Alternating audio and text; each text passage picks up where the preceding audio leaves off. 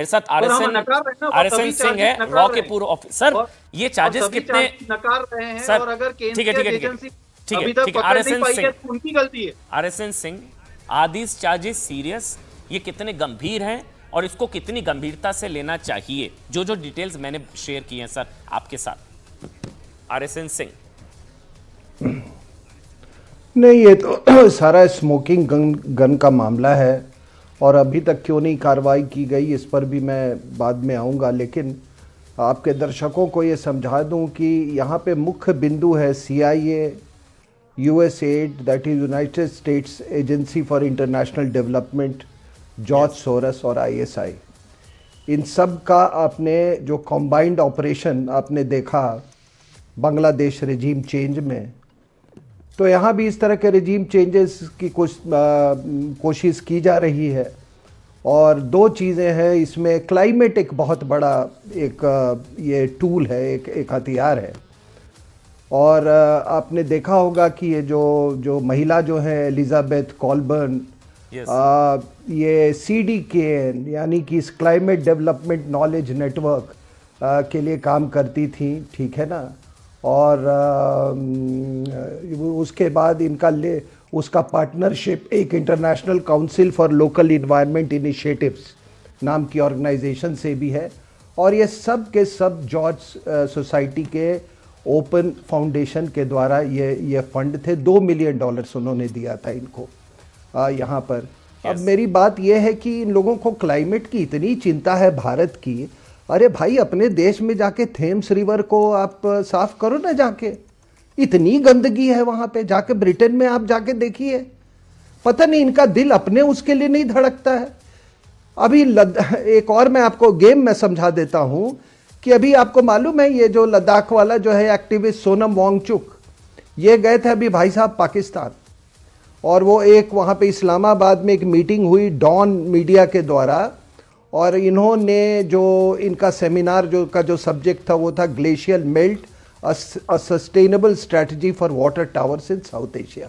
ये क्यों इन्होंने किया? क्योंकि चाइना जो है वो जिंगजियांग में वो वहाँ पे माइक्रोचिप्स बनाना चाहता है, 30 सेंटीमीटर्स के वेफर्स। उसके लिए बहुत पानी की ज़रूरत होती है। तो उन्होंने कहा कि अगर लद्दाख में भी कुछ ऐसी खबरें थी कि भारत भी वहाँ माइक्रोचिप्स बना सकता है, तो ये सब के सब बाहर से फंडेड है। और आपको अगर क्लाइमेट के बारे में मैडम इतनी पीड़ा है भारत के, तो आपको भारत की नागरिकता ले लेनी चाहिए तो थी। डीप एसेट हो सकती है? 12 साल आपको लग गए। नेता डीप एसेट हो सकता है सर? बिल्कुल अरे, और होते कौन है सर? पॉलिटिशियंस होते हैं, ब्यूरोक्रेट्स होते हैं। आप तो इतने मंजे हुए जर्नलिस्ट हैं, आपको मालूम नहीं कि राजनीति में कौन कौन डीप स्टेट का हिस्सा है? आपको मालूम नहीं है कि किन लोगों ने मिलके, इसी गैंग ने मिलके किस तरीके से, ये जो गैंग जो इसमें है ना, इसी गैंग ने मिलके हिंदू टेरर बनाया था। ये तो सबको मालूम है कौन पॉलिटिशियंस किसके साथ, ये तो आम बात है। लेकिन अब इनके साथ भाई क्या है कि ये देखिए, मैं कह रहा हूं जिहादी और ये George Soros link, ISI link, ये नौजवानों को भेजती थी पाकिस्तान एम्बेसी में ब्रेन वॉशिंग और रेडिकलाइजेशन के लिए। ये कन्वर्जन कार्टेल का हिस्सा थी। और इनके husband Gaurav Gogoi was a founder of a farm 2। अब ये देखिए, ये भी जॉर्ज सोरस का एजेंडा है, एग्रीकल्चर और इन्वायरमेंट। उनका एक पार्टनर था नेशनल फाउंडेशन ऑफ इंडिया, उसका भी डोनर जॉर्ज सोरस। तो जॉर्ज सोरस हस्बैंड को भी वो दे रहा है, फंडिंग कर रहा है, उसको भी फंडिंग कर रहा है। अब बात रही कि ये बात आगे क्यों नहीं हुई। बात इसलिए उठ के आ रही है क्योंकि जो अमेरिकन स्टेट है वो खुद यूएस एड को अटैक करना शुरू कर दिया है। इसलिए जो है जियोपॉलिटिकल इन्वायरमेंट ये बदला है, इसको हम नकार नहीं सकते हैं। और ट्रंप ने भी इसलिए किया क्योंकि यही लोग उसी के रेजिम को डिस्टेबलाइज करने लगे। क्योंकि सोरोस तो भारत का दुश्मन नंबर 1 है। सोरोस तो भारत को अस्थिर करने के लिए कबूल कर चुका है, हजारों करोड़ रुपए खर्च कर चुका है वो। लेकिन रोहन, फिर पलटकर वही आपसे सवाल, सोरोस, अभी ISI, पाकिस्तान, ये सारा इतना कुछ है आप लोगों के पास, ये इतने सीरियस चार्ज, ये लोग खुला कैसे घूम रहे हैं सर? आप लोग क्या कर रहे हैं? देखिए अमन भाई, ये इंडिया में के नेटवर्क लिए आरोप इतना, है सिर्फ। देखिए अमन भाई, ये इतना खतरनाक नेटवर्क है। आपने जैसे बांग्लादेश देखा, पूरी चलती हुई सरकार को इन्होंने जिस प्रकार से, ये अंडर कवर काम करते हैं, ये ऊपर नहीं दिखेंगे आपको। क्लाइमेट के नाम पे काम करेंगे, ह्यूमन रिसोर्स के नाम पे काम करेंगे, कोई प्रोजेक्ट के नाम पे, एनजीओ के नाम पे काम करेंगे। अरे आप तो डेप्टी एलओपी पर आरोप लगा रहे हैं। मैं आपको डेप्टी वही कह रहा हूं, एलओपी। मैं वही बोल रहा हूँ, यही तो बोल रहा हूं मैं आपको, यही बोल रहा हूं कि जब ये सारे तार निकल रहे हैं, जो सबूत आए हैं, ये मैटर बिल्कुल गंभीर और बिल्कुल उसकी जांच होगी। और जब तक जांच ये होगी, और सब दूध का दूध पानी का होगा।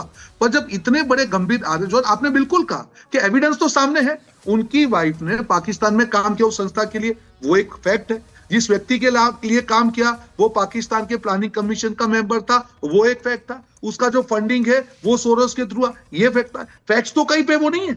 आप उसको, यही तो भाजपा कह रही है कि इतनी बड़ी फैक्ट्स आपके खिलाफ जा रहे हैं, आप सामने आके एक्सेप्ट करिए, जांच अपना काम करेगी। वो 2024-25 में थोड़ी ना रहस्य उद्घाटन हो गया। ये तो बहुत नहीं, पुराना। बिल्कुल। देखिए ये फैक्ट्स जो हैं, देखिए अमन भाई, एक जो हेमंता शर्मा ने आरोप किए 2015 के, वो अभी पटल पे आए हैं।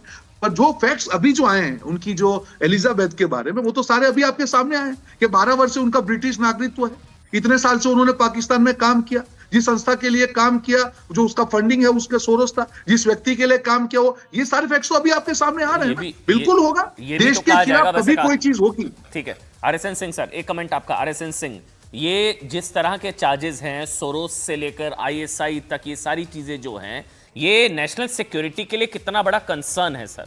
ये हम लोगों के लिए और नेशनल सिक्योरिटी के लिए।